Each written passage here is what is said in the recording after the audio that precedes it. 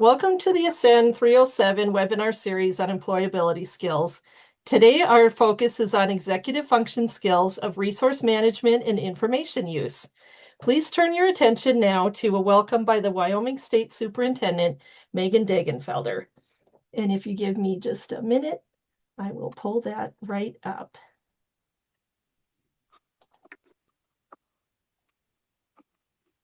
Hello, I'm Megan Degenfelder, Wyoming State Superintendent of Public Instruction, and I'd like to welcome you to the ASCEND 307 series of webinars. ASCEND 307 is a multi-year initiative developed through a federal grant awarded to the Wyoming Department of Education. The overarching goal of the grant is to improve outcomes for students with disabilities by enhancing personnel preparation and professional development in education and transition services. The focus of this webinar is employability skills, the skills that employers consistently rank as essential for new hires. The 9 skills are grouped into 3 main categories: applied knowledge, which includes problem solving and decision making; effective relationships, which encompass functioning effectively as part of a team environment; and workplace skills, such as managing time and communicating with coworkers. One of the 6 key initiative areas in my strategic plan is preparing students for jobs, and employability skills are a critical component to this effort. I hope you find this content impactful and continue to watch further installments. Thank you.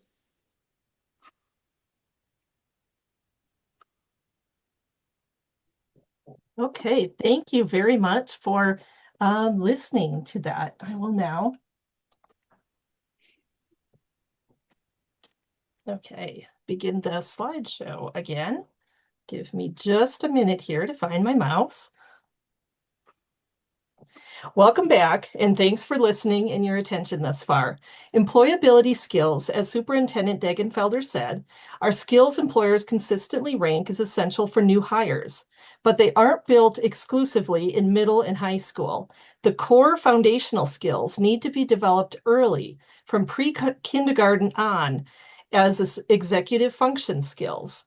Executive function skills provide the foundation that enables development and application of employability skills as students transition from K-12 environment to employment and provide long-term benefits of better health, resilience, and reduced risk of criminal convictions.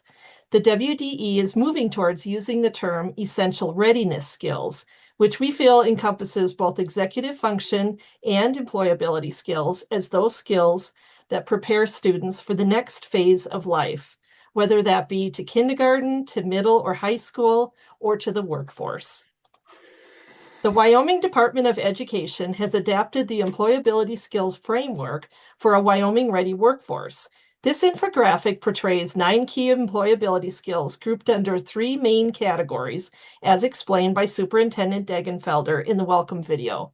Today, we're going to focus on resource management and information use, which involves executive function skills of managing one's time and other resources and using a variety of information to complete a task. These are part of workforce skills. Please welcome our guest speaker for the webinar, who will guide us through what these skills look like and strategies to develop those skills. Please welcome the first of our 2 presenters today, Dr. Lynn Meltzer. She has more than 40 years of experience researching, practicing, and publishing the complexity of learning and attention differences, including leadership at the International Academy for Research in Learning Disabilities, founder and co-chair of the annual Executive Function and Learning Difference Conference, professorships at Harvard Graduate School of Education and at Tufts University. She has more than 60 publications and 11 books and developed SMARTS, an evidence-based executive function and emotional regulation function curriculum, and is the recipient of numerous awards.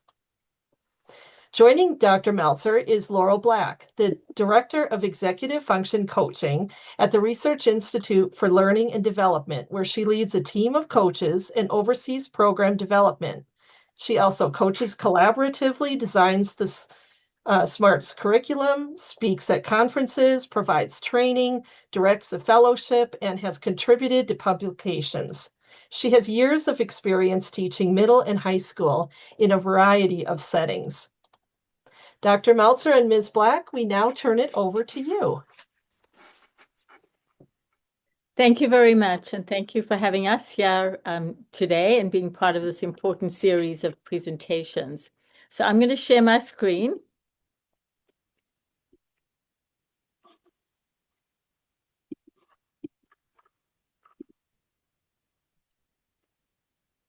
Is that centered? Looks good. Great. We'd like to just start off very briefly, just telling you a little bit about our work and about the agenda for today. What we're going to be covering is we're going to define executive function. We're going to talk about metacognition, which is extremely important, as we all know. And then Laurel is going to walk you through a number of the strategies that we use that have broad generalizability and that certainly can be very, very important for the workplace.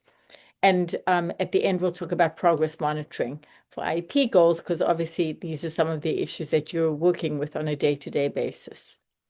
So the organization that I co-founded and am president of is called the Research Institute for Learning and Development.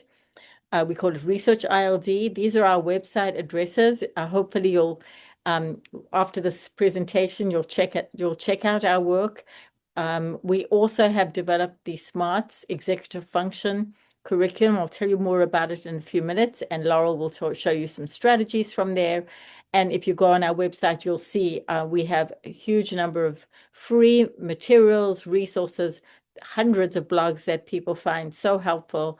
So check these out. I just published actually our 12th book called Executive Function Emotional Regulation in the Classroom. So hopefully you'll all over time take a look at this. Laurel is an author of one of the chapters on metacognition, and that's sort of a part of what we're going to be talking about today. All of our recent books are published by Guilford Press, by the way. So the SMARTS curriculum that we have developed over the past 15 years is based on all the work that I directed prior to that. It's research-based, and it evolved from all the work that we've done over the years on strategy instruction. And SMART stands for strategies, motivation, awareness, resilience, talents, and success. And all of these are components of our SMARTS executive function curriculum. So over the past decade or so, we have actually developed a SMARTS curriculum for elementary, for middle school, for high school, for homeschooling. We have a second version of each of these that we launched in the past few years, called SMARTS Connect, and the feedback we've got from teachers like yourselves across the country are superb. So hopefully some of you will check this out and decide to become SMART subscribers. We also have an evaluation, a very brief assessment tool called the Metacog. I'll mention this very briefly as well, but basically this is a system that you can use in your classrooms. In 45 minutes for an entire class, you can get an overview of students' strengths and weaknesses, which we call challenges, in motivation, their effort, and their strategy use. And you can use this individually, as many of you, if you're working with students individually in special education, or if those of you who team teaching, or obviously part of inclusion for the whole classes. And all of our work is critically important for every student. Our point is that these curricula are for embedding in the general education curriculum. SMARTS is being used by 36,000 educators. It's 500,000 students have been exposed to this in 48 states, and we're thrilled that we're now in 48 countries. So, and it grows each day. So hopefully you'll be part of that general movement. So moving on, I want to briefly touch on these issues because Laurel will be expanding on these in terms of, okay, what can you do in your settings with your students? the question, what is executive function? You all know what executive function is from your perspectives, but the reason I present this is because there are many different definitions of executive function. There are different use of the words. For example, the terminology we use is executive function processes and executive function strategies, and not executive functioning, because these are processes that are all part of this overall general, global network. Students' perspectives, if you ask them what is executive function, well, and these are actually students who responded to various questionnaires and systems that we use, like the stuff I'm bad at, says this 11th grader, or I don't know what it is, but I know I don't have it. And that's really telling. That's sad for a student who obviously just feels like he doesn't have any of the information that he needs to have about these unknown terms. The 6th grade student says doing what the teacher says, and a 3rd grader said that's the teacher's job. And think about it, for elementary school, often it's the teachers who are incredible executive functions, have incredible executive function processes, and are structuring everything for students. We need to, the message that Laurel and I are giving you today is that from even kindergarten, we need to teach these executive function strategies. We need to build these executive function processes so that all of our students are ready for the workplace. So these are the core executive function processes that we've emphasized in our work, beginning in 2007, my first book and a conference that I ran on this, which brought the whole terminology of executive function into education. So beginning with organizing, which is categorizing and prioritizing information and materials, kids organizing their rooms, kids organizing their schedules, setting goals, meaning setting realistic aspirations, and a big focus of today in terms of what you can do, and Laurel will emphasize, is what we call can-do goals, which we'll teach you about. Cognitive flexibility, which is being able to shift, looking again in a brand new way. Accessing working memory means juggling information in the mind, like you do if you're in the restaurant and need to figure out what to tip the waiter. Self-checking, recognizing the most common mistakes. And that's something we really emphasize with students, that they need to have their own personalized checklists that are manageable so that they can identify their own personalized errors. And I just want to emphasize that in the definitions, whenever we talk about executive function, we emphasize that these processes interact. It's like, think of a Rubik's Cube. When you shift one, you shift all the others shift. So in other words, every one of those processes, are integral with the others. Cognitive flexibility, which I view as the most important executive function process, underlies everything we do. It underlies the way we set goals, the way we organize information, the way we organize time. You mentioned at the get-go the importance of time management for employability skills. Well, being able to shift flexibly is a big part of that, and it's a big part of self-monitoring. So why do so many of our students struggle with executive function? Well, as we know, we are requiring students to do so much these days, where they're in information overload, especially with technology and AI, which has made things particularly challenging, not only for our students, but for ourselves, and clearly for people in the workforce. So students in school obviously have to turn in their homework. They have to learn how to read actively. They have to take notes. They have to design their projects. They have to focus on preparing for tests, all the while they're being distracted by all these various media activities that are going on around them. And so executive function strategies are critically important to help kids manage the workload, manage the overload effect, and not feel like they're overwhelmed. And when students often do feel overwhelmed, which is often due to them feeling overloaded.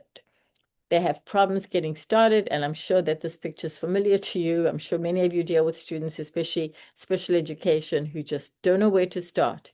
They feel so helpless. Their anxiety increases, goes over the top.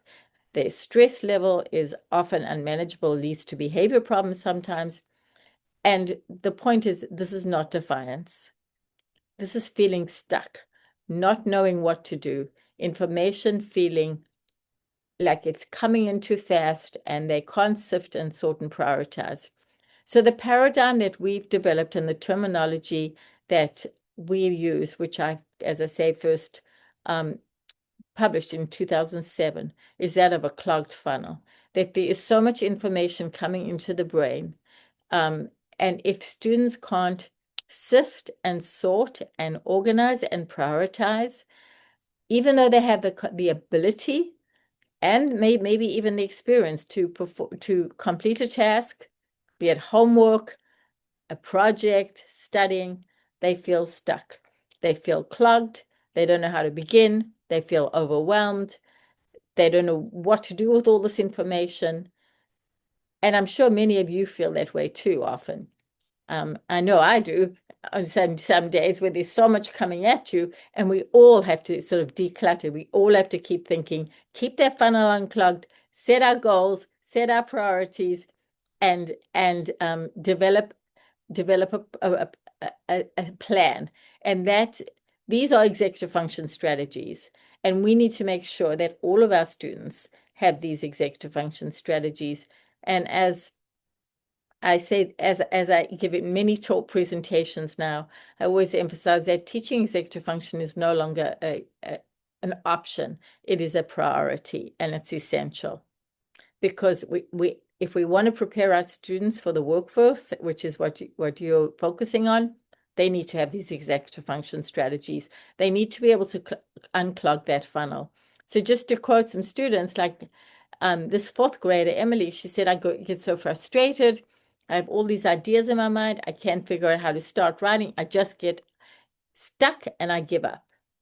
And an older high school student, when I got a big assignment I didn't understand, I got so angry because I just spent an hour staring at a blank Word document. I couldn't figure out how to start. It was really tough and incredibly stressful.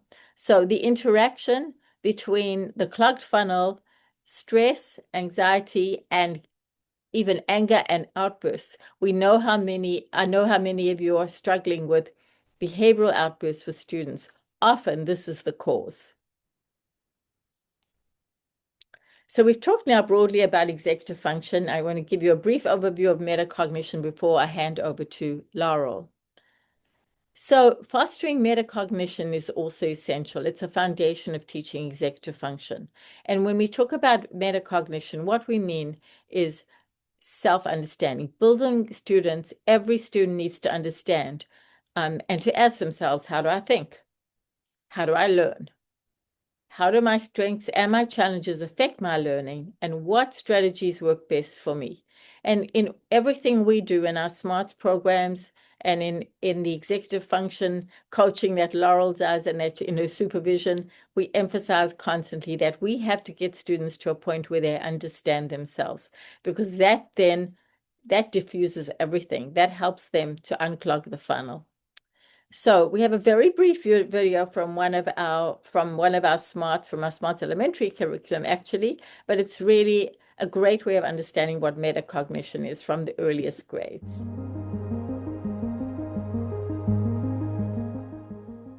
Metacognition, thinking about thinking. What does metacognition mean? Have you ever surprised yourself? Have you ever done something and then thought immediately after, why did I do that? Sometimes it is hard to know our own thoughts, and then we might get confused about why we do what we do. If you ever felt that way, don't worry. Metacognition is here. Metacognition means to think about thinking. How do we do that? We simply pay attention to what we think, feel, say, and do. We try to understand who we are and why we do and say the things we do. We learn about our strengths and challenges so we can make better choices and find a better way to do things. But what happens without metacognition? If we don't use our metacognition, we don't think about ourselves, and we may not choose the best way to do things. While a certain way of doing something may work for others, it may not work for us. For example, what if we try to get to the treasure at a point of X? We may try a method that doesn't work, our path may not be efficient, and by the time we get there, the treasure may be gone. But how can metacognition help? Thinking about our own thinking helps us learn from what we do, so we can use our strengths to overcome challenges and meet our goals. Using metacognition, we can figure out a better way to get to the X using our strengths. Then maybe we can find the treasure. Wouldn't you like to build your own metacognition and be able to make better choices about how you do things? In this unit, you will learn how to think about your own thinking and discover how your strengths can be used to overcome your challenges and help you meet your goals.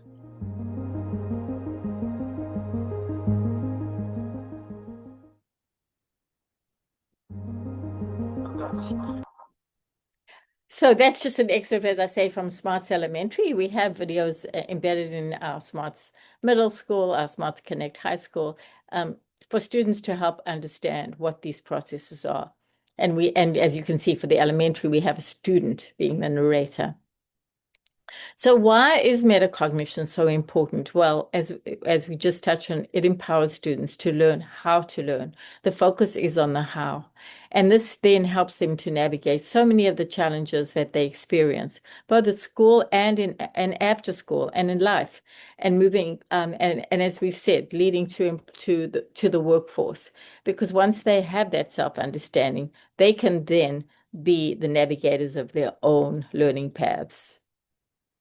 So to foster it, we have a whole series of systems. There's no time today to go through this, but Laurel will be talking about strategy reflection sheets in particular, which we view as extremely important and it's something you can easily embed in your classroom. And as I mentioned, if you're interested, take a look at the Metacog survey online because it's a very quick 45-minute, one period, you can get an entire class the students' profiles of strengths and challenges, so students understand who they are as learners, and you do too, as their teachers or their or any specialists working with them.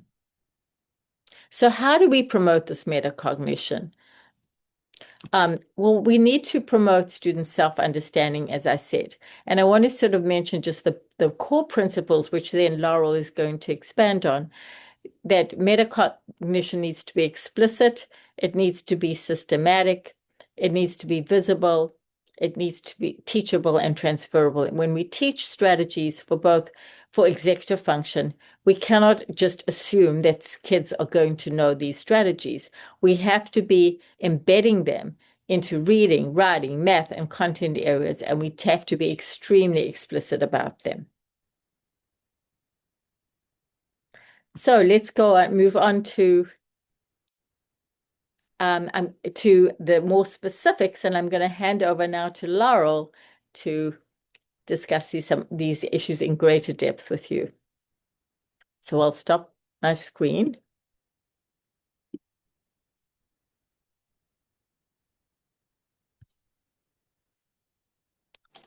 There we go. Unmute. And as Lynn was saying, part of the most powerful thing we can do in a classroom is to interact with students in ways that almost mirror themselves, their thinking and their thoughts back to them. And there are very explicit ways you can do that. There are subtle ways you can do it. And there are fun, engaging, we promise, exciting ways to do that. So we're going to preview with you a couple strategies, as Lynn mentioned. We'll show you 3 kind of strategy activities to use with your students. So we'll do, this first one is called Know a Celebrity, Know Yourself, then Can-Do Goals, and then kind of reflecting on those strategies. So the first one is, we want students to know themselves, but often students will get intimidated if you just jump right in. Man, especially I worked with middle and high school students. You ask them to start talking about themselves, they may not be very accurate in what they come up with. So what we do first is we actually invite them to think about a celebrity's strengths and challenges before we ask them to share their own. So this is, a familiar friend to many of us. I don't really know what kids watch these days, but this here we have Cookie Monster. So I'm going to put in the chat, we're going to test this out. I would love to hear from you all, just before we dive into this lesson. What are some of Cookie Monster's strengths and challenges? So there is a link in the chat that you can click to join our Menti to let us know what some of Cookie Monster's strengths and challenges are. So to start, we'll do Cookie Monster's strengths. So you can go ahead and click the link in the chat. and we will see what we get.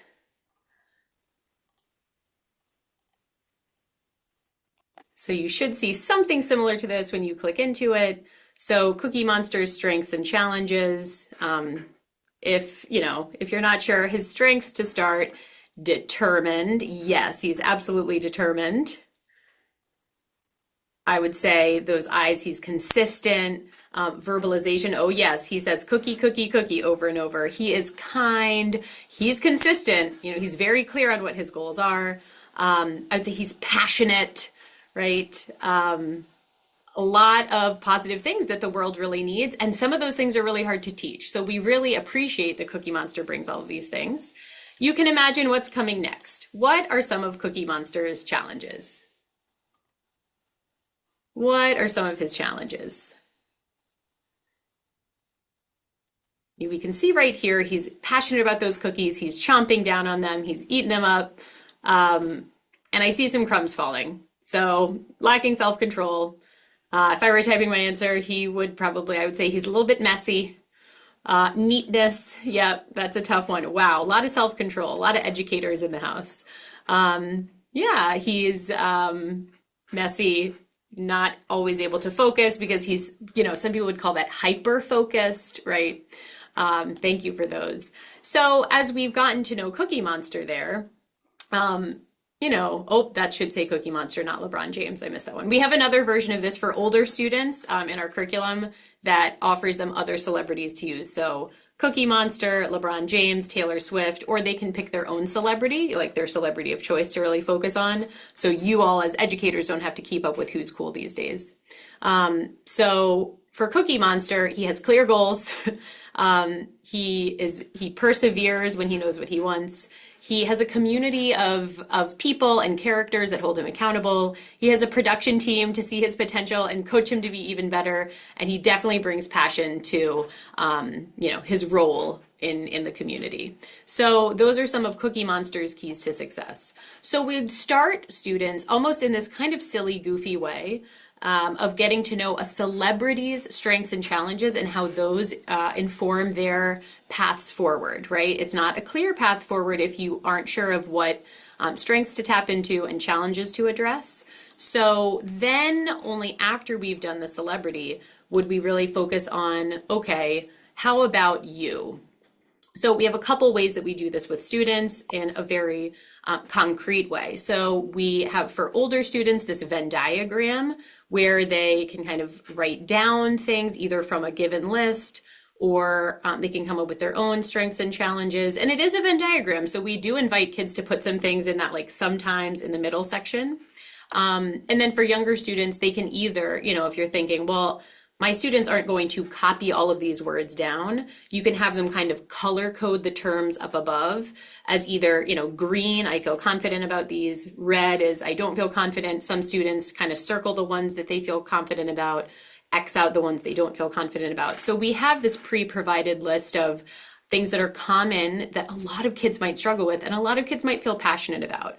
And that really is a nice activity to review that in your community, that all of executive function is not just about making your individual student the best individual they can be. It's how can they be a contributor to their community and society. So having that connection and realization in a class setting where, wow, that's so funny. I didn't know you were really passionate about that too. And, oh, well, when I'm struggling with this, I know who to turn to, right? That strengths and challenges exist across humanity. And honestly, that's what brings us together. It's not about us going out and just pulling our own bootstraps up. We hope anyway. So another way we've done this is to kind of accommodate or modify for students is, this is from a one-on-one setting, right? You're not going to, I've never been an elementary educator below 5th grade, but I'm sure there's a lot of cutting. I wouldn't imagine that you're necessarily going to cut all of these out for every student, but this is a really nice station activity, or have kids kind of do this together. Or I did this in a one-on-one setting where we have preset nice little kind of cards to sort. And this, we almost do it interview style with kids to say, oh, okay, so what led you to put that one in green instead of yellow? Okay, that says a lot, right? So you can really get a lot. You can really go deep with this sort of activity. So this is from our SMARTS curriculum. This is the elementary version.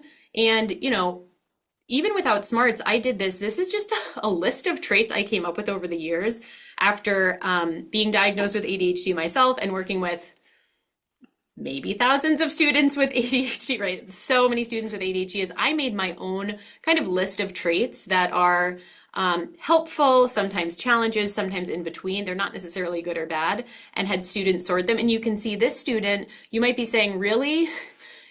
Only 2 ended up in the no, that's not me category, but several ended up in the beyond yes category. You know, what does that say about this student? And a lot of educators will say, well, is that accurate? Like, they say they're good at reading and we have their scores and they're not. That's an invitation to help you start to unearth what's underneath that sense in students, and over time start to build an accurate self-appraisal with them. So it's not necessarily a terrible thing if their self-appraisal is inaccurate in the time being. Think about, by doing more and more of these activities and talking openly about them, kids can get a more accurate sense of self over time. As I mentioned, this is a really beautiful way to bring together the strengths of your community. So this was a group of younger students, I believe in a therapeutic setting, where, man, kids there are really feel like they're struggling and don't have much to offer. But when it's explicitly done as a lesson, it's powerful to put it all up so that kids know kind of who they can turn to and rely on for certain things throughout a day and throughout their year together as you build this community together.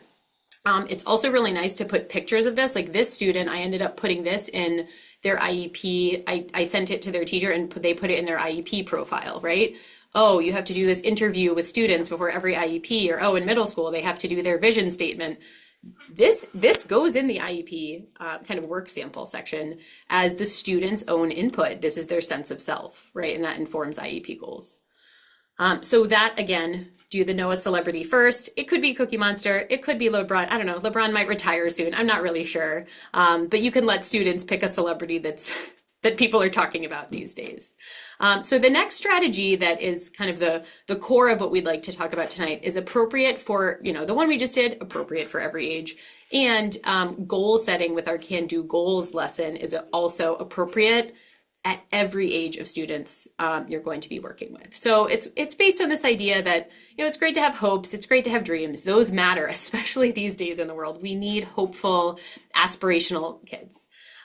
So this quote from Greg S. Reed is, "A dream written down with a date becomes a goal. A goal broken down into steps becomes a plan. And a plan backed by action makes those dreams come true," right? So how can we get those dreams? We'd say, okay, how do we make those a reality? What would it take? That's one of my favorite things to ask students is, okay, maybe you can tell I worked with teenagers, but I'd say, okay, that sounds great. What would it take? Well, instead of letting kids just go off and figure it out and then get overwhelmed, we have a very concrete way to teach them to break those goals down into steps, to become a plan that they can follow step by step. So that is called our Can Do Goals model. So if we asked a student to say what their goals are, they're usually things that students are very motivated to do. They're not things that their parents or teachers insisted they do. Sometimes they're, in older grades, maybe about grades, maybe about passing a certain test or exam, maybe about getting into a certain post-secondary program. They are motivated, and part of what will make a goal powerful is to check in with students about, okay, what makes that goal important to you? Other times, students might set a goal that at the moment is really, let's call it super long term, right? I'm gonna be a quarterback in the NFL. Okay, that's fine. We would say, what makes that important to you?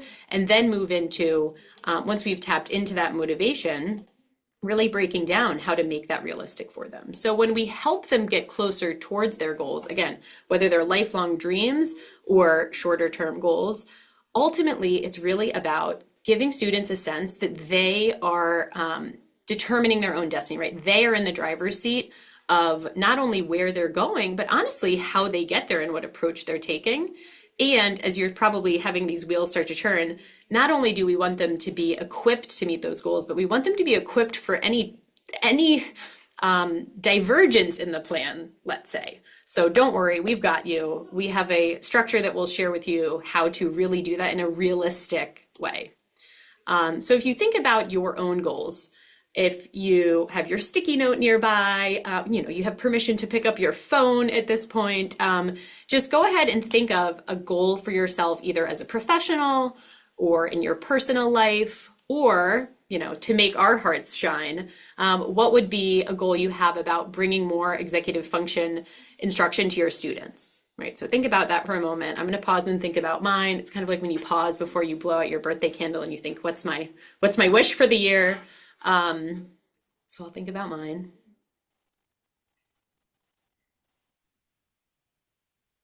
Okay, I will share. It's not a birthday candle wish. I will say mine out loud. Mine is it's very important to me at this stage of my life to make sure I am very intentional about making plans with friends to see them more often, because it's easy to let several months go by and say, oh, we should get together soon. So I want to be very intentional about making more plans with friends. And I'm going to keep that in mind. I'd like you to keep your goal in mind as we go through can-do goals. So with any goal, right, for mine, all right, I'd like to make more plans with friends. I'd like to spend more time with my friends on a regular basis. When we think about goals, well, that could be something I do this week and then check it off. But that's not really what I want. I'd like it to also be a longer term thing as well. So with students, we do clarify that any goal is going to have short-term goals, or sometimes I'll even say for students with ADHD, a micro goal, right? With ADHD, sometimes it's even as short-term as, okay, bud, what are you going to do in the next 20 minutes, right? That's still part of a longer-term goal, but man, is that a short-term goal. So short-term goals can be accomplished in the near future, right? Within the day, within the week, or within the month. And often, again, there are like mini micro goals towards a longer goal, right? So if we're talking about a student wanting to get better grades, okay, the short-term goal could be, I'll spend 20 minutes a day reading my book for ELA so I can finish it by the end of the month. I would then say, okay, what would that take, right? What would it take to make that happen? It's a short-term goal, but for many students that we work with, that is a tremendously huge goal to set. And then we also teach students about long-term goals, right? Those are over a longer period of time. So either several months, maybe a semester, a term, a quarter, a school year, or even really when we write that vision statement, starting at least on the East Coast in the schools where I work, that vision statement, you start writing that in 7th grade. And it's about what is your plan for the next 1 to 5 years. That is quite a range. And all of that is a long-term goal. So an example of that would be I'll finish my book for English in 2 months, or I'll make the varsity soccer team, when I get to high school at some point, right? I'd like to play varsity soccer, and right now I'm in 7th grade. So how do we do all that? It sounds like magic. How do we really make kids in charge of these goals when they have IEPs, when they're in middle school? We aren't their parents. We're not the ones in charge of their goals. The most powerful thing you can do by far is to teach them can-do goals. And guaranteed question that would come up if we had a chat is, wait, how is this different than a SMART goal? We're going to see. I want you to pay attention and see what you notice is different than the SMART goals that you maybe have heard of. So our can-do goal strategy is, first of all, what's beautiful about it is it's captured in one page. It's this single page. So what does can-do stand for? Like, oh, what an inspirational title for a goal, can-do. Can-do stands for something that is clear, meaning it's specific, right? If it's broad or vague, you're going to want to ask some kind of probing questions to get more clear on it. A means that it's appropriate or realistic to pursue within even that long-term range, that it's realistic within, let's say, the next 5 years, right? We want it to be something where we can approach starting steps for it. The N is for numerical. So either that's a frequency, that, you all are experts in IEP goals. This really kind of addresses IEP goal writing as well, right? It's numerical. So either a frequency, a duration, kind of an end date, a by a date. So any type of number is going to help it out. And then the most powerful parts of can-do goals to us are that it has doable steps listed out, at least 4. Now remember, a step might be actually micro goals that then you break down further. You all know about benchmarks, right? You know about IEP goal benchmarks. Those apply here too. Great that you want this student to be able to request a break when under stress by using a strategy in 4 out of 5 times, 80% of the time. Whew, okay, that's a lot of numbers. But what are the doable steps that would really make that happen for a student? That's something for you to think about. That's a lot to think about. But think about the power of teaching that to students. Great that you want to get a better grade in ELA. Let's make sure it's clear. Let's make sure that, okay, you say you want to get a 70, that's appropriate. Let's say you currently have a 50 and you say you want to get a 90. Let's either consider how appropriate that is or adjust the numerical value of it, right? By the time I, get through this year, I'd like to bring my grade up to that. So there are ways to kind of stretch and adjust these. The doable steps are where you can really partner with your students to help list those out. And then the last part, in my opinion, is the most fun, because with teenagers, that's where they get to vent a little bit. What's going to get in your way? What's going to be annoying about this? What might frustrate us along the way? It's honestly really fun sometimes to just get those all out in the open. So considering obstacles, that's our O here, considering obstacles, and then the power of that is, what are you going to do about it? And what I always joke with students about is, okay, I might forget. What are you going to do about it? Okay, do you want your mom to remind you? Ha! Every teenager says no, right? So then we say, okay, what do you want to do about it? What would you do instead? If you think you might forget and you don't want your mom to remind you, what else could you do?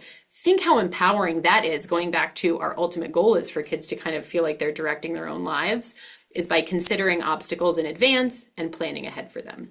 So we have a couple examples.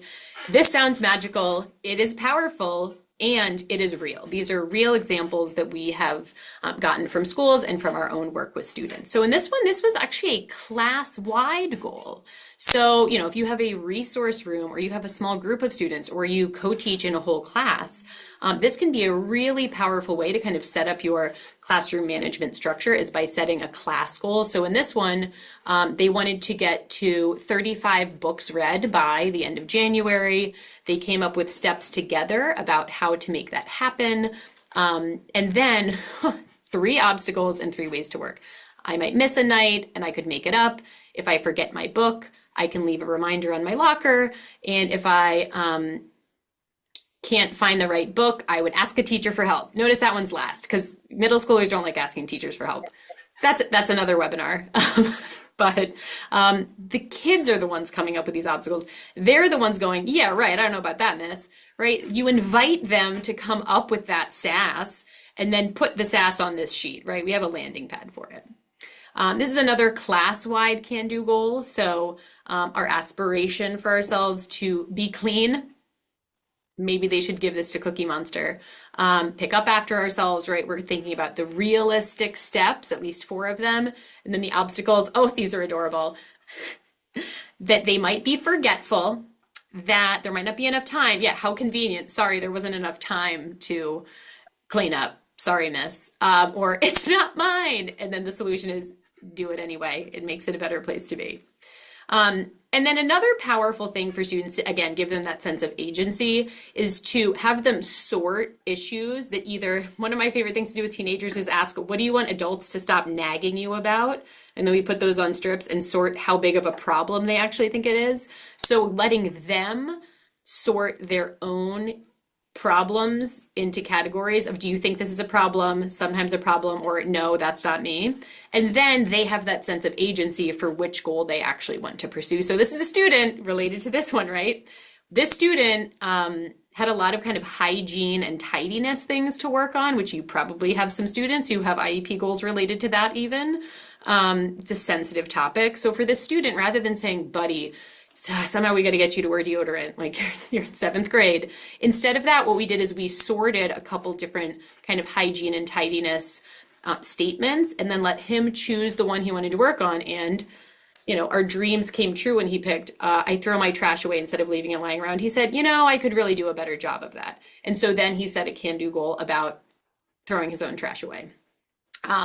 So this is a sheet, again, we have it broken down into all in one place. So really nice for a work sample, really nice to do this kind of over time and check in with students to see how those go.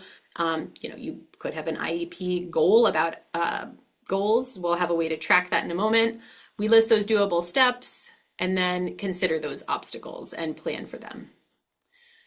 So another thing we'll do to kind of give students the agency of solving their own problems, coming up with these steps, is think about what's getting in the way of being able to do that, what kind of those obstacles are, and then we can brainstorm solutions to the things that are getting in the way. So this is a way I had a student who really having a hard time with tidiness.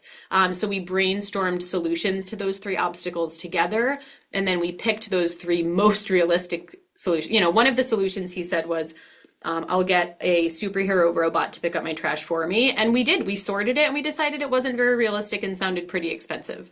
So we had to pick another solution to his tidiness issues. And then this is our high school version of this sheet. We'll make sure you're able to access a copy of this. High schoolers are the ones who think they can do it all themselves and they're fine and they don't need help. And you'll notice at the bottom of this one that there's also a section to add kind of support people that they can reach out to, whether that's friends, parents, someone at school that they trust. The older students get, almost the more important that is, because they think they're grown and they don't need the help. So we list that out in the can-do goal as well. And I've definitely had students who have those self-advocacy IEP goals, and that's where this last section of the sheet comes in as well.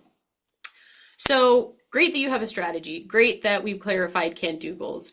Great that, maybe, broader topics of executive function that Lynn mentioned, maybe they have this new planner that they want to use, right? Or you got them a planner because they said they wanted to do that to remind them to do their nightly reading. The most powerful thing we can do there with any strategy you use is have them reflect on that strategy. When would you use it, right? Oh, a planner, it'll solve all their problems. They'll have an agenda book and then all their work will get done. Maybe. So part of our curriculum is that we have strategy planning and reflection sheets. So this is where we have some options. So for this one, it's overcoming procrastination. Not that any of you or your students ever procrastinate, but we have a whole sheet and I put it on here because it's probably the most common one for humans, is just that little bit of procrastination. So we offer students the agency to pick one of these 6 strategies or come up with their own for how to manage their procrastination. Some are SMARTS curriculum strategies, but some are just regular, set a timer. It's not a SMART strategy. Have you tried it, right? These are things that might seem obvious, but letting kids choose them gives them that added agency. Then, okay, what makes you pick that is down here, part 2, kind of, it'll save me time. It'll make it more fun. It matches my learning style. And then after a while, we check back in with them. Again, this is gold for IEP time. When you want to have work samples to show at those meetings, to say how'd it go? How'd that strategy go? How did you like it? And, what made you say that? Either what made it effective, what made it ineffective, and then what would you kind of adjust about it? Do you want to keep using it? Do you want to adjust it? Or do you want to try a different strategy? So this is just so good for, especially those moments where the student did not meet the IEP goal. It's really nice to have that strategy reflection to be able to give them that sense of, okay, was it the expectation that was off for what I was able to do? Or is it that that goal wasn't really appropriate for that student at that time? And so that reflection can be a really powerful way to share at an IEP meeting, maybe why the student didn't meet the benchmark that someone else set for them, right? So we do have strategy planning and reflection sheets for everything ranging from very academic things like planning essays and projects and completing homework to things like just getting started. Right? That's the example Lynn mentioned, organizing their materials. So finally, great that we had these strategies, great that we reflected on it. The most exciting thing to share with you today is that executive function really is everywhere. So we have these sheets to share with you that break down executive function in ways that you can track and observe for it in class. So I have a couple examples that I'll show you just as we wrap up here, which is this one is specifically about can-do goals, and it breaks down that even to set a can-do goal, I don't know if you were linking those things. I want to do a quiz, but I think we might run out of time for a pop quiz, that just setting a can-do goal taps into all of the cogs that Lynn mentioned. And some students are going to have really strong, smooth cogs in some areas, but not the others. So just as an example, the can-do goal we just showed you, we would list our students down the side here, right? I put initials, not their names, so it's not identifiable. And then think about what it takes to set a can-do goal. Can they articulate a goal? Is it appropriate for them? And do they what is their appraisal, right? What is their self-appraisal there? Are they able to consider a realistic numerical component? Did they list out 3 or more steps that, again, are realistic? Were they able to name obstacles on their own? Or you can kind of write notes like, oh, when prompted, they agreed with the obstacle, but right now they can't really name the obstacles on their own, right? And then were they able to consider solutions? And again, you can kind of take notes here in this each section for each student of, what did it take? What level of prompting? What types of nudges did you give them? So that's just a tracker for can-do goals for kind of across your class. Then you can share that with your co-teacher, with the gen ed teacher, or with your students' team. But also we have some of these for you that are things that you might not think as much about executive function, but something as simple as writing a claim in response to reading a passage in English class. I have 6 different components that it would take to really get that to happen, right? Did they understand the directions in the first place? Okay, so they didn't write the claim, but what was behind it? And what this can help do, did they understand it? Did they understand the passage? Were they able to think of a claim? Were they able to write the claim? Does the claim actually respond to the prompt, and is it accurate? This helps you disaggregate, okay, where do we need to work on that? Do I need to talk with their speech pathologist? Do I need to talk to their reading specialist? Do I need to talk to their counselor about being intimidated about putting their pen on paper and the kind of embarrassment they feel about their handwriting? Do I need to talk to their occupational therapist about their handwriting? So this helps disaggregate if a student is not meeting a goal, what's getting in the way, right? So this is a really helpful way to observe some of these things in context. This is another one for kind of checking your work in math, using your, we have a lot of goals that when I was a special ed teacher about using your resources, right? Did you use your formula sheet? Again, this helps disaggregate executive function in math. And then who we can turn to for help about that. Is that the special ed teacher's domain, or is that the counselor's domain because the student just has a negative self-talk about math class? Another broad one, directions and strategy use. There's a lot of components to even using a resource or asking for help that you can break down and track. And yeah, those are some, and we'll make sure that you have access to some of those options as well. So with that same Menti, now that we're on the theme of can-do goals, we are curious, bonus points if you can write a can-do style goal for this. But what step will you take to kind of bring these executive function components, processes, and strategies to life for your students? So you can go ahead and put that in the same Menti. It's still in the chat. And there's also a feedback form for you to fill out from your kind of department.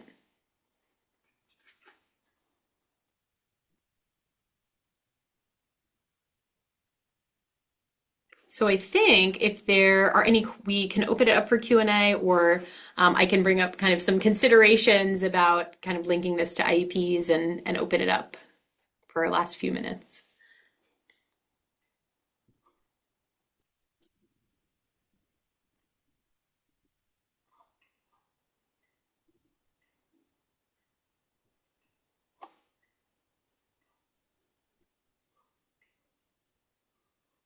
Laurel?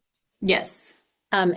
So if we don't have any, if there aren't any questions, we have a brief activity about what clogs your funnel, which yes, yeah, it would be great if we could do that to end. Yes, yep, I have that one. I can go backwards. Let's see.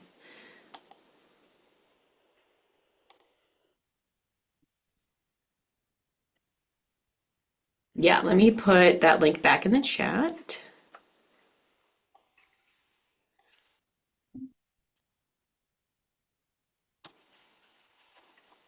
And this, again, Lynn, is a great question. I've asked students this a lot. That helps us decide what can-do goal to write, too. So, what clogs your funnel? Let's see, I'll share a different screen here. I'm going to stop share and reshare, I think.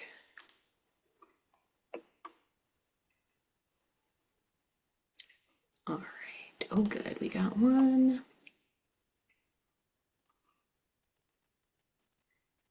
Okay, so go ahead, click that link in the chat. We'll see some of those pop up.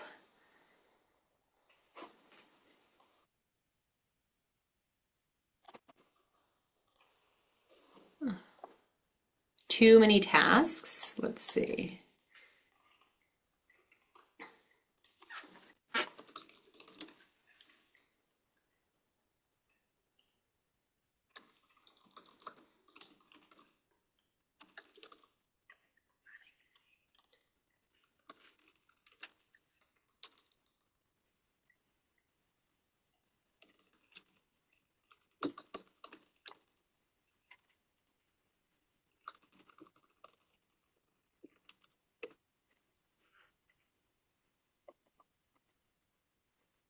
Okay, so we have a couple in, Lynn.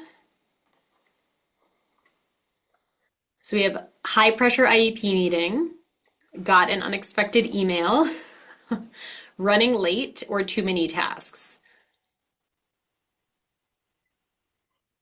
Meetings, parents, too many deadlines, no clear, oh, that's an interesting kind of flip there. Too many deadlines or no clear deadlines, definitely.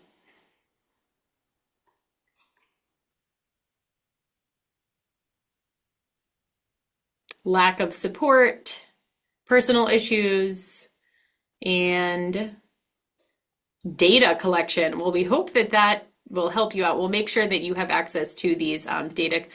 They won't solve all your data collection concerns, but hopefully these data collection trackers will be helpful. Lynn, there's something I notice about these, which is, it just fits the picture. All of them involve some sort of emotional shade. Mm-hmm.